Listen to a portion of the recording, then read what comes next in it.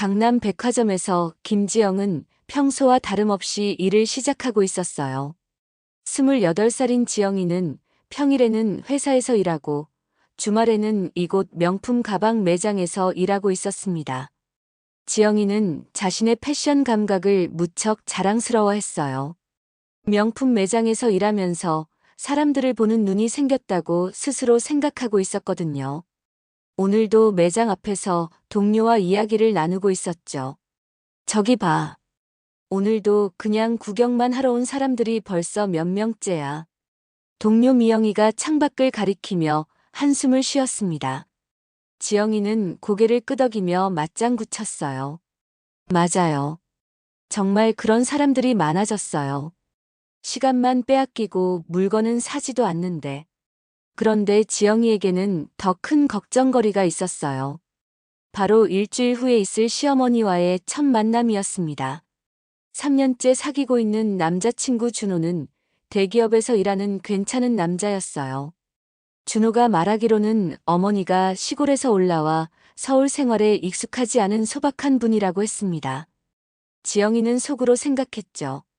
시어머니께 좋은 인상을 남기려면 완벽하게 준비해야겠다고 말이에요.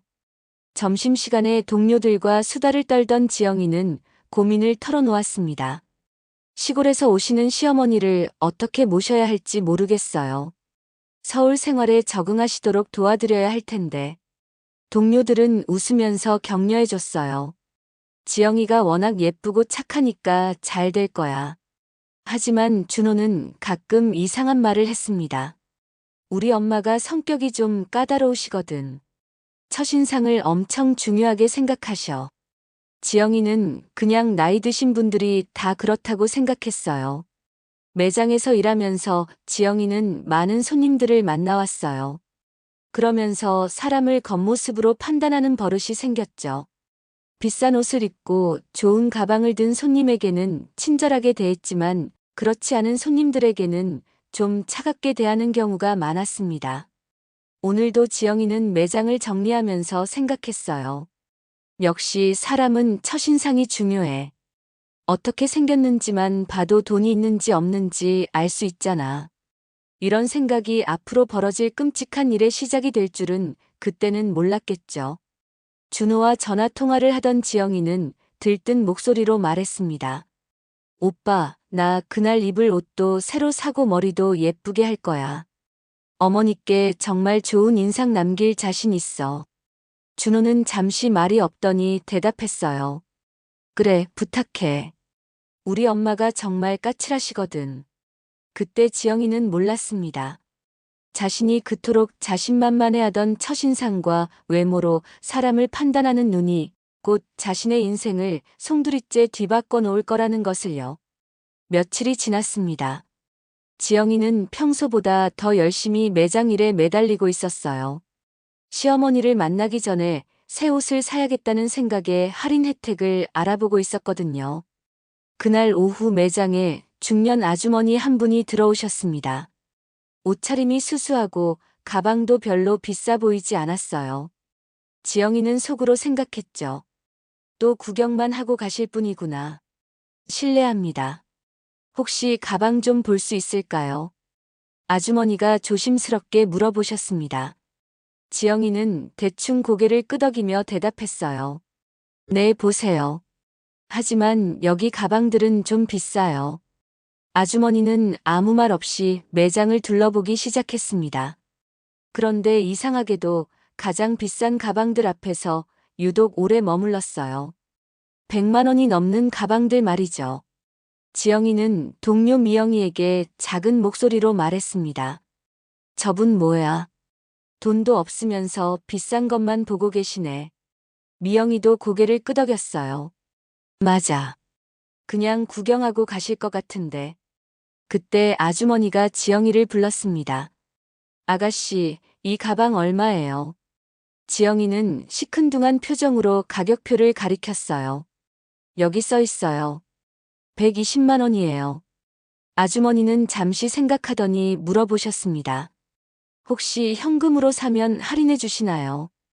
지영이는 피식 웃으며 대답했어요. 할인은 VIP 고객님들만 받으실 수 있어요. 그것도 많이 사신 분들만요.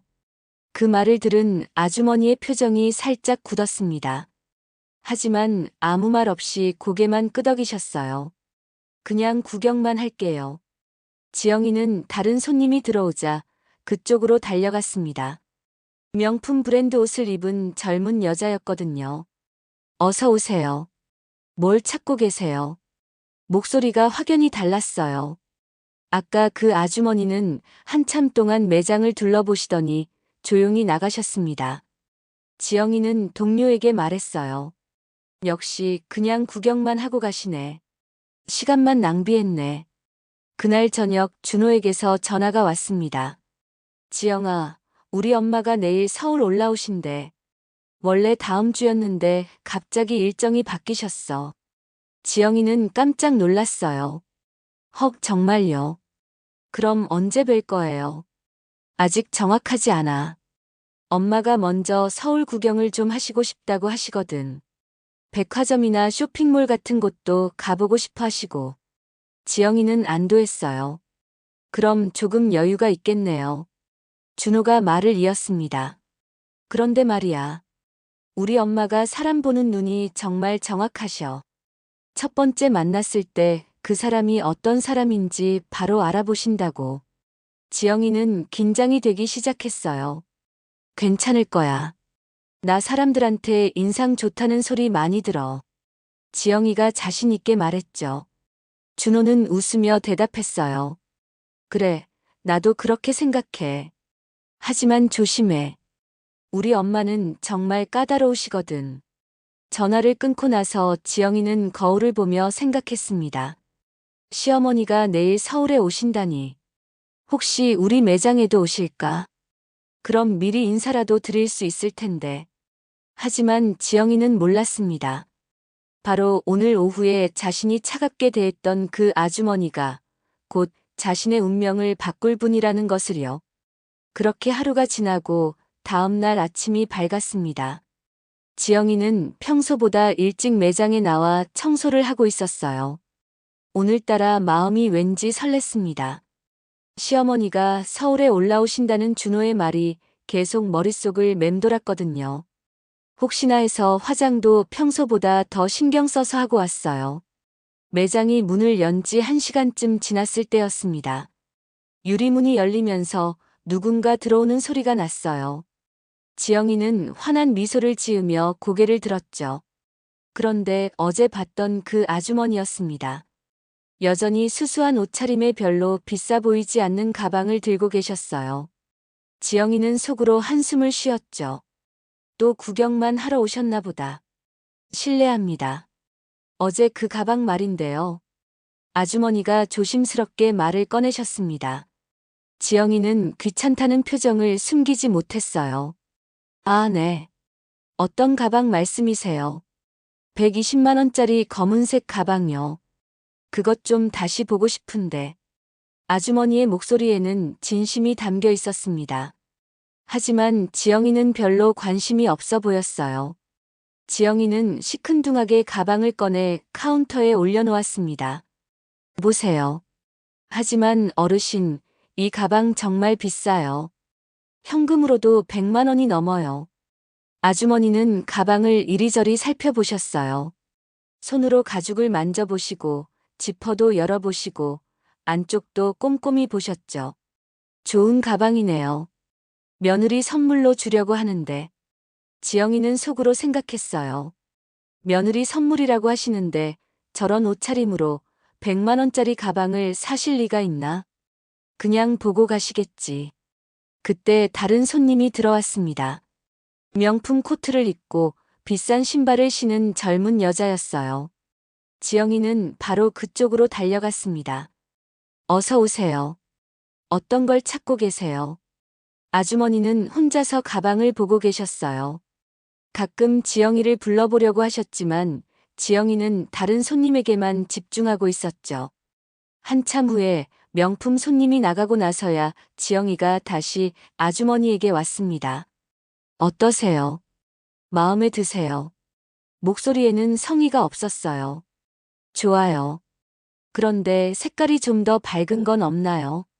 아주머니가 물어보셨습니다. 지영이는 고개를 저었어요. 이 색깔밖에 없어요. 그리고 어르신, 솔직히 말씀드리면 이 가방은 좀 젊은 분들이 쓰시는 스타일이에요. 아주머니의 표정이 조금 굳었습니다. 며느리가 이런 스타일을 좋아해서요. 하지만 지영이는 별로 신경 쓰지 않았어요. 그럼 다른 층에 가보세요. 거기 더 저렴한 것들 많이 있어요. 그 순간 아주머니의 눈에 서운함이 스쳤습니다. 하지만 아무 말씀 안 하시고 고개만 끄덕이셨어요.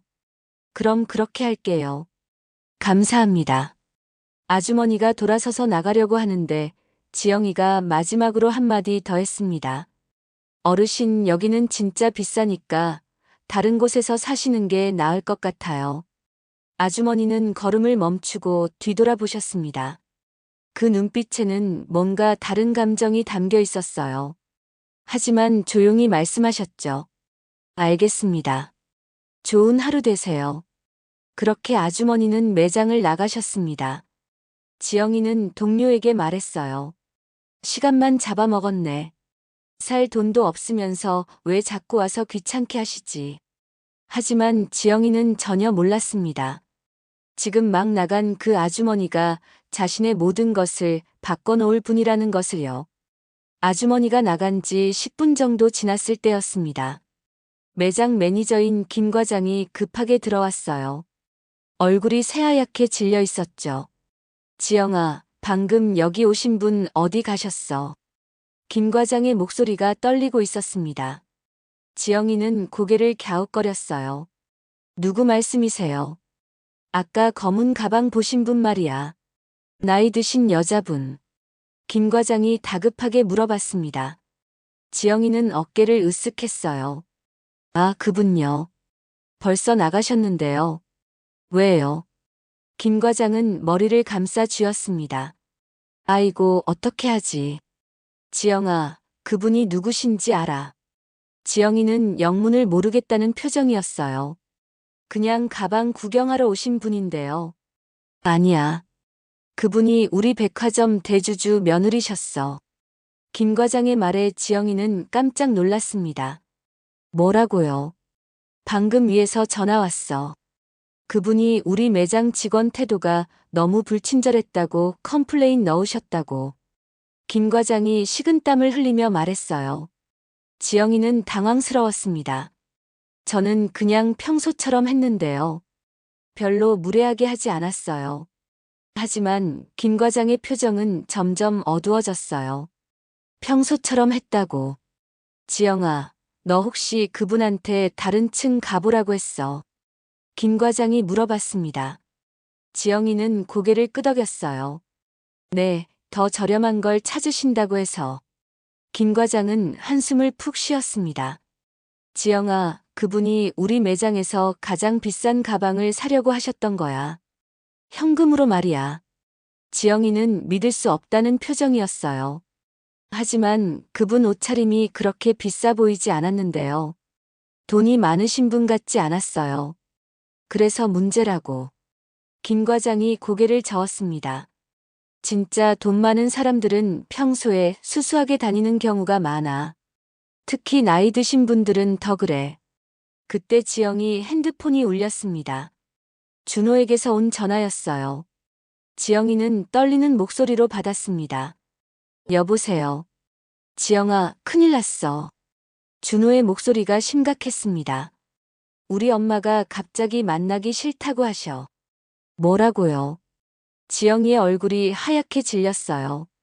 왜요? 무슨 일이에요? 잘 모르겠어. 엄마가 서울 구경하러 갔다가 기분이 나빠지셨나 봐. 어떤 매장에서 기분 나쁜 일이 있었다고 하시는데. 준호가 말했습니다. 지영이의 가슴이 쿵쾅거리기 시작했어요. 정말 혹시 그 아주머니가. 아니야, 그럴 리 없어. 지영이는 속으로 중얼거렸습니다. 지영아, 너 혹시 우리 엄마 어디서 본 적 없어? 준호가 물어봤습니다. 지영이는 목소리가 떨렸어요. 아니요, 없어요. 왜 그런 말씀을 하세요? 엄마가 자꾸 그러시거든. 어떤 아가씨가 자기를 무시했다고. 그 아가씨랑은 절대 며느리로 받을 수 없다고 하시는데. 준호의 말에 지영이는 다리가 후들거렸어요. 설마, 정말 설마 그럴 리가. 지영이는 전화를 끊고 나서 김 과장을 바라봤습니다. 과장님, 그분 이름이 뭐예요? 김 과장이 메모지를 뒤적거리더니 말했어요. 여기 있네. 박영숙 여사님이셔. 그 순간 지영이는 온몸이 얼어붙는 느낌이었습니다. 박영숙. 준호가 말했던 어머니 성함과 똑같았거든요. 지영이는 다리에 힘이 빠져서 의자에 주저앉았어요.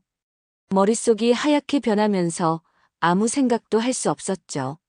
설마, 정말 설마 그럴 리가 없어. 과장님, 그분 아드님이 혹시 어떤 일 하시는지 아세요? 지영이가 떨리는 목소리로 물어봤습니다. 김 과장은 고개를 갸웃거렸어요. 왜 갑자기 그런 걸 물어봐. 김 과장이 이상하다는 표정을 지었습니다. 지영이는 급하게 변명했어요. 아니에요, 그냥 궁금해서요. 잘 모르겠는데. 아들이 대기업에 다닌다고 들었어. 김 과장이 대답했습니다. 지영이의 얼굴이 더욱 창백해졌어요. 그날 오후 내내 지영이는 일에 집중할 수 없었습니다. 손님이 와도 제대로 응대하지 못했고, 계산을 할 때도 실수를 연발했어요. 동료들이 걱정할 정도였죠. 지영아, 너 오늘 왜 그래? 어디 아파? 미영이가 걱정스럽게 물어봤습니다. 지영이는 고개를 저었어요. 아니야, 괜찮아. 하지만 괜찮지 않았어요. 시간이 갈수록 불안감이 커져만 갔거든요. 혹시 정말로 그 아주머니가 준호 어머니라면 어떡하지? 퇴근 시간이 되자 지영이는 급하게 집으로 달려갔습니다. 준호에게 어머니 사진을 보여달라고 해야겠다고 생각했거든요. 하지만 어떻게 자연스럽게 말해야 할지 모르겠어요. 집에 도착해서 준호에게 전화를 걸었습니다. 오빠, 나 어머니 사진 좀 미리 볼 수 있을까요? 마음의 준비를 하고 싶어서. 준호는 잠시 망설이더니 대답했어요. 그래도 될 것 같은데. 잠깐만 카톡으로 보내줄게.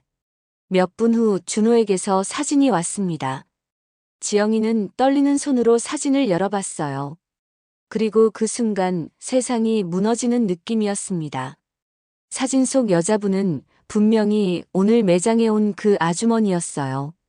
수수한 옷차림은 달랐지만 얼굴은 똑같았습니다. 지영이는 핸드폰을 떨어뜨릴 뻔했죠. 아니야, 아니야. 이럴 수가 없어. 지영이는 계속 사진을 보면서 다른 사람이기를 바랐어요.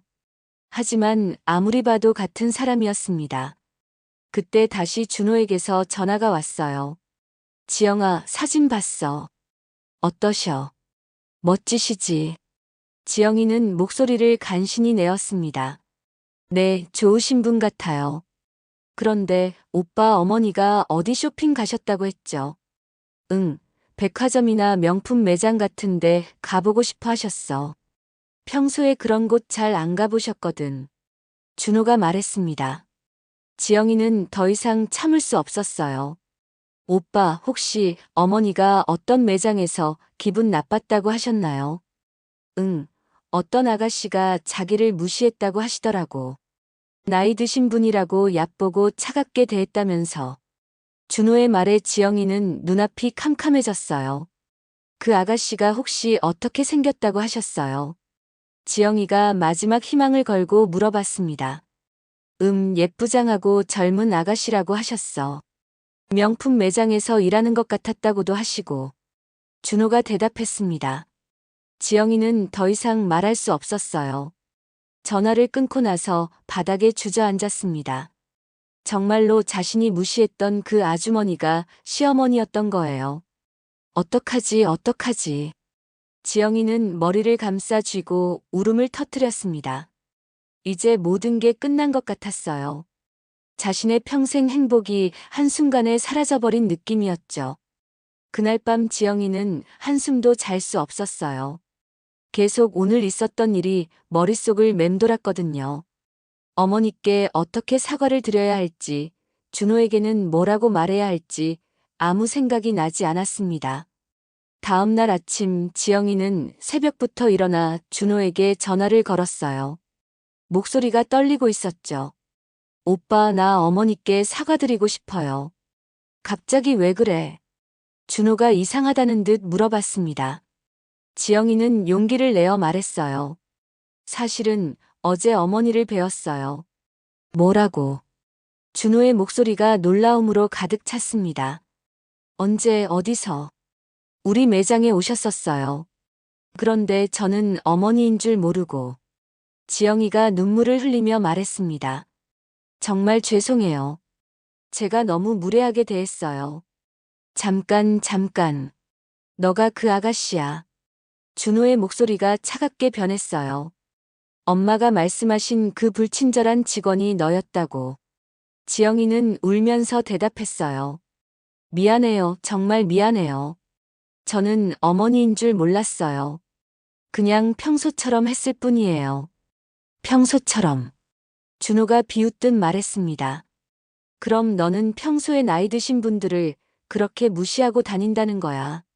아니에요. 그런 게 아니에요. 지영이가 변명했지만 준호는 들으려 하지 않았어요. 엄마가 얼마나 상처받으셨는지 알아. 집에 오셔서 계속 우셨어. 지영이는 절망적인 마음으로 말했습니다. 어머니께 직접 사과드리고 싶어요. 제가 가서 무릎 꿇고라도 용서를 빌게요. 그런데 준호의 다음 말은 더욱 충격적이었어요. 지영아, 엄마가 말씀하셨어. 그런 사람은 며느리로 받을 수 없다고. 지영이는 온몸이 떨렸습니다. 오빠, 그럼 우리는 어떻게 되는 거예요? 모르겠어. 준호의 목소리에는 실망감이 가득했어요. 나는 엄마를 설득해 볼게. 하지만 우리 엄마 성격 알잖아. 한번 마음먹으면 절대 안 바뀌셔. 그날 오후 지영이는 매장에서 일을 하면서도 계속 눈물을 흘렸어요.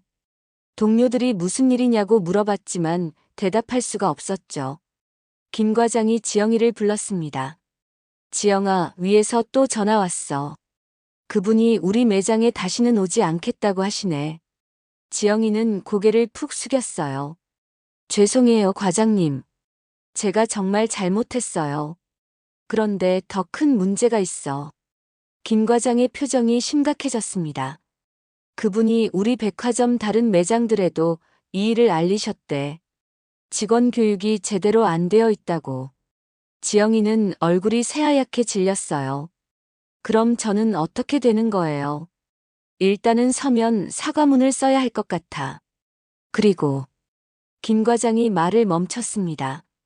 앞으로 이런 일이 또 생기면 계속 일하기 어려울 수도 있어. 그날 저녁 준호에게서 마지막 전화가 왔어요. 지영아, 엄마와 이야기해봤어. 하지만 마음을 바꾸실 생각이 없으셔. 지영이는 울면서 말했어요. 오빠, 제발 한 번만 더 부탁드려봐요. 정말 진심으로 사과할게요. 지영아, 미안해.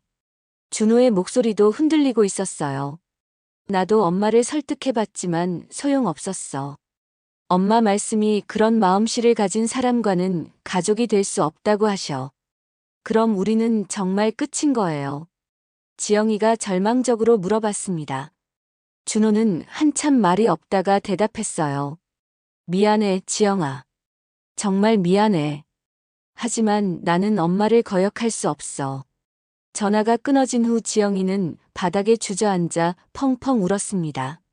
3년간의 사랑이 하루아침에 끝나버린 거예요. 그것도 자신의 잘못 때문에 말이죠. 며칠이 지났지만 상황은 더욱 나빠졌습니다. 준호는 더 이상 전화를 받지 않았고 문자에도 답장이 없었어요. 지영이는 매일 사과 메시지를 보냈지만 소용없었죠. 그런데 정말 충격적인 일이 벌어졌습니다. 일주일 후 김 과장이 지영이를 불렀어요. 표정이 매우 심각했죠. 지영아, 큰일 났어. 김 과장이 한숨을 푹 쉬었습니다. 위에서 연락이 왔는데 그분이 우리 백화점 본사에 정식으로 컴플레인을 넣으셨대.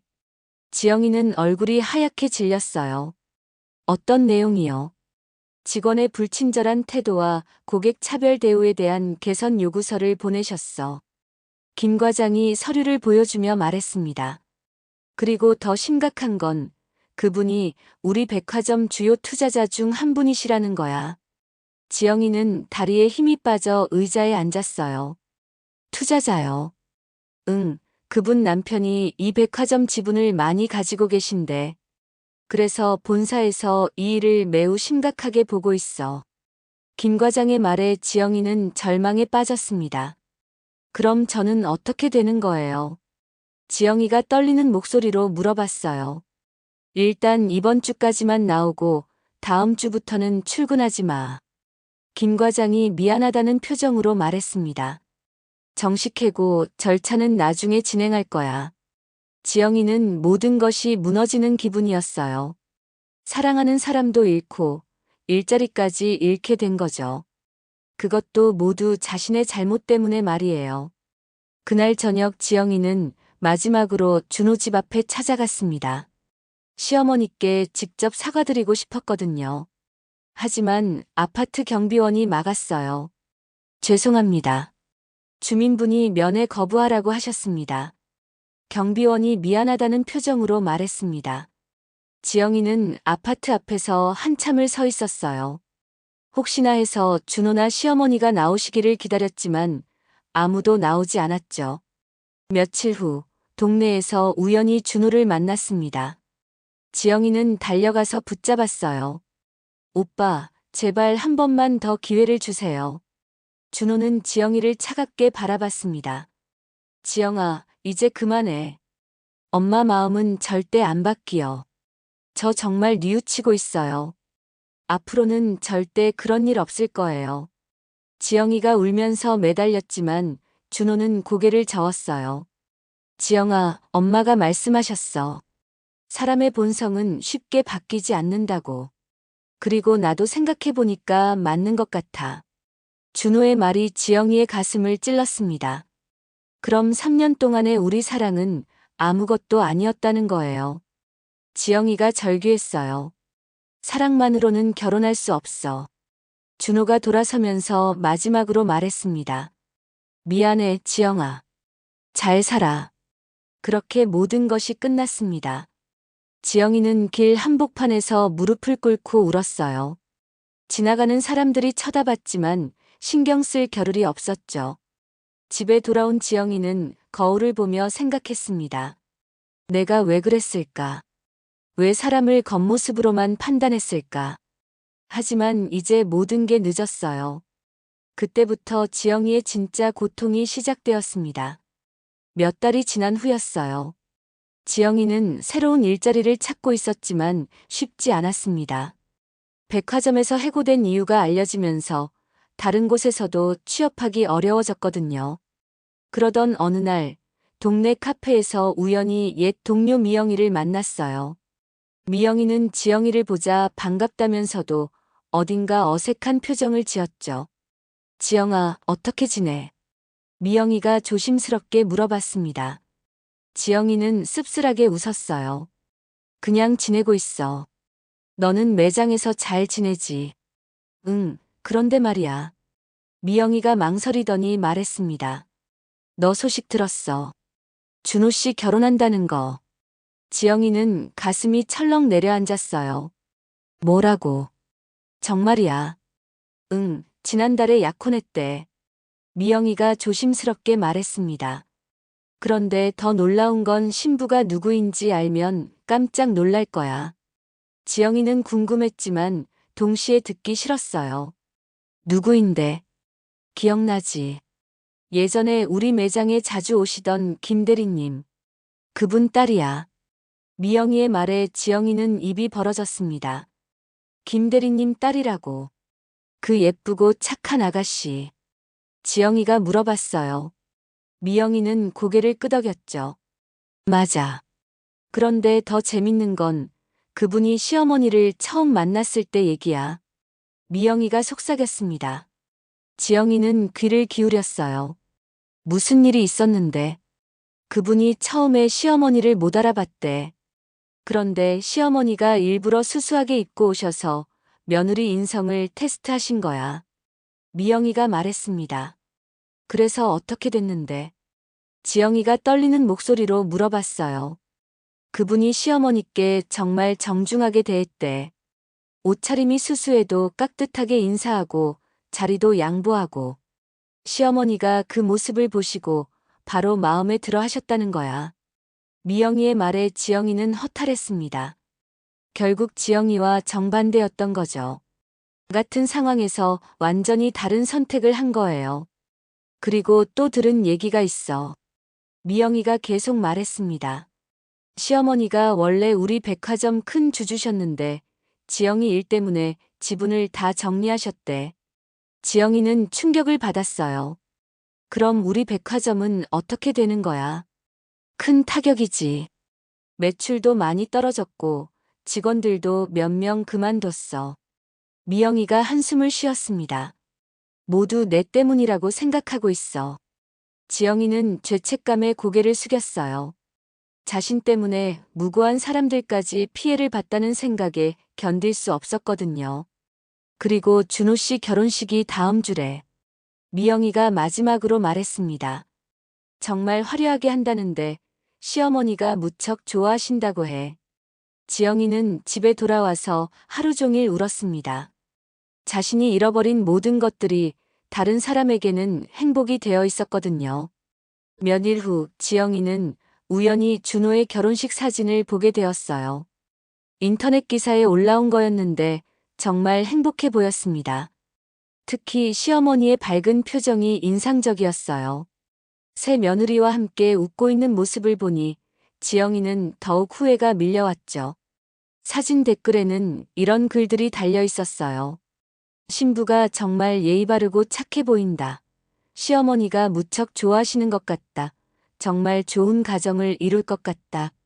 지영이는 컴퓨터를 끄고 생각했습니다. 만약 그때 내가 다르게 행동했다면 저 자리에 있는 건 나였을 텐데. 하지만 이제 모든 게 늦었어요. 자신의 교만과 편견이 인생을 완전히 바꿔놓았거든요. 지영이는 그날부터 정말 달라졌습니다. 사람을 외모로 판단하지 않으려고 노력했고 누구에게나 정중하게 대하려고 했어요. 하지만 이미 잃어버린 것들은 돌아오지 않았습니다. 여러분, 이 이야기를 들으시고 어떤 생각이 드시나요? 사람을 겉모습으로 판단하는 것이 얼마나 위험한지, 그리고 한 번의 실수가 인생을 어떻게 바꿀 수 있는지 보여주는 이야기가 아닐까요? 지영이는 지금도 어딘가에서 자신의 잘못을 후회하며 살고 있을 것입니다.